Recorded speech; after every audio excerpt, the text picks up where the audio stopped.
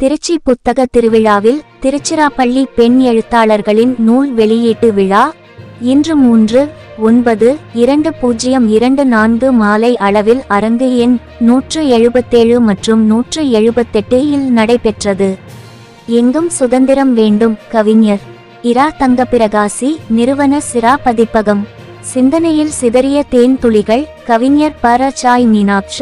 தேவையின் தேடல்கள். கவிஞர் சு. Ivan Catherine Angelina.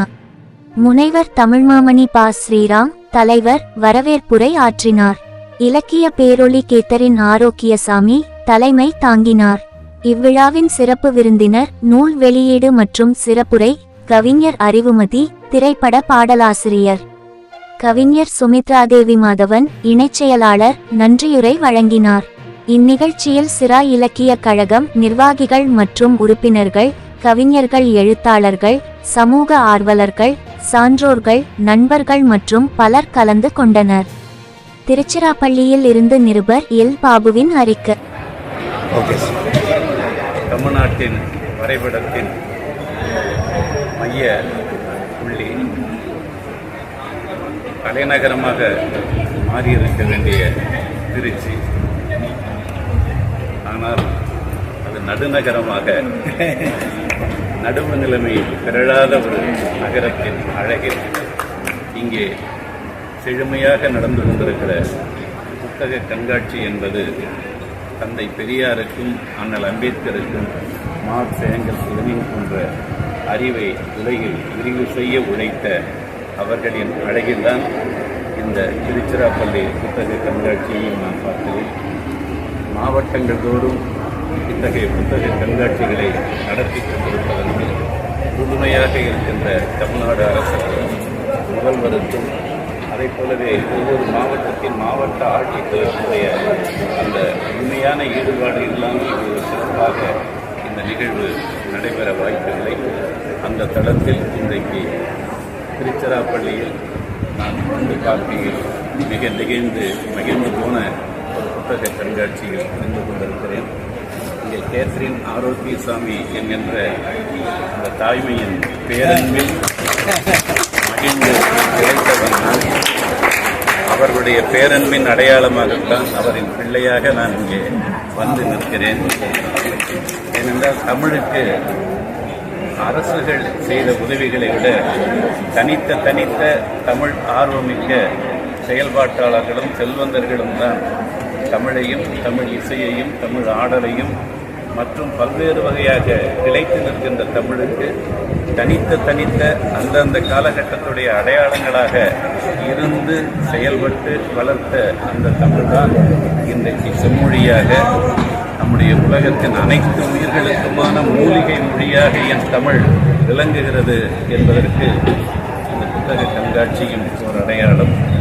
இதில் சிரா என்கின்ற அந்த இலக்கிய அமைப்பு, சிரா என்றால் அது திருச்சியைத்தான் குறிக்கும் என்று சம்மாந்து கூறுகிற ஸ்ரீராம் அவர்கள் ஒரு ஆசிரியராக இருந்து அவர் அங்கே பொங்கி எழுகிற ஒரு தமிழ் மிகச்சிறந்த மேடை பேச்சாளரா என்று சொல்ல முடியாத அளவிற்கு ஒளிவாங்கி இல்லாமலேயே ஊருக்கு பேசுவேன் சொல்லுகிற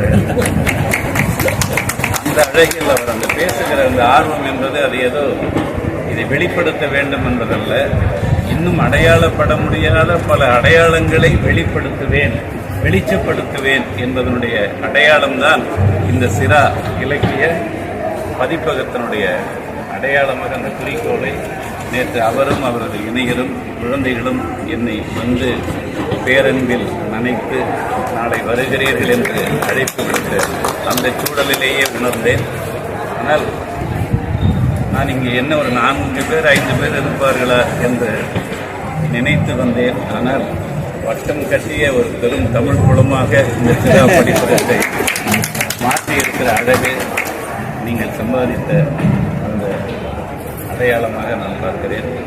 ஆறுமுகம் ஐயா என்றீர்கள், வள்ளுவர் ஐயா என்றீர்கள், சஃபி என்றீர்கள், முருகானந்தர் என்றீர்கள், இன்னொரு கவிஞர் கோவிந்தசாமி ஐயா என, கோவை விஜி என எல்லோரும் வரிசை கட்டி இங்கே அமர்ந்திருக்கிற அல்லது இருக்கிற இந்த சூழலில் நான் நிற்பதற்கான ஒரு அடிப்படை காரணம் இந்த 73 அபிபுல்லா சாலை என்ற என்னுடைய அலுவலகம். என்னை பற்றி அறிவுமதி யார் என்று கேட்டால் பல இயக்குநர்களை, பல பாடலாசிரியர்களை, பல கவிஞர்களை வளர்த்தெடுத்தவன் அப்படிங்கிறது உங்களுக்கு தெரியும். அதற்கான காரணம் இந்த திருச்சி மாவட்டம், கடலூர் மாவட்டம், தருமபுரி, கடலூர் என வரிசை கட்டி பார்த்தால் நமக்கெல்லாம் ஒரு பண்பாடு என்னவென்றால், ஒரு 25 முருங்கைக்காய் பறித்து போடச் சொன்ன அம்மா அதில் 25 காயையும் கொண்டு போய் கடையில் விற்றுவிட்டு வா என்று சொன்ன அம்மாக்கள் நம்முடைய அம்மாக்கள் இல்லை. அதில் ஒரு 5 காயை அந்த அத்தை வீட்டில் கொண்டு கொடுத்துடுவா, இன்னும் ஒரு 5 காயை அந்த ஆசாரி ஐயா வீட்டில் கொண்டு கொடுத்துடுவா என்று பெற்றெடுத்த பிள்ளைகளிடம் தன் மரத்தில் விளைந்த 25 முருங்கைக்காய்களில் அதை கொண்டு போய் கொடுத்துடுவான்னு சொல்லி அப்புறம் 5 காய் இன்னொரு கையில் கொடுத்து இந்த கிழக்கு தெருவில் இருக்கிற அந்த கொய்யவாறு வீட்டில் கொண்டு போய் கொடுத்துடுவாங்க. இதை கொண்டு போய் அந்த தாத்தா வீட்டில் கொடுத்துடுவா என்று சொல்லி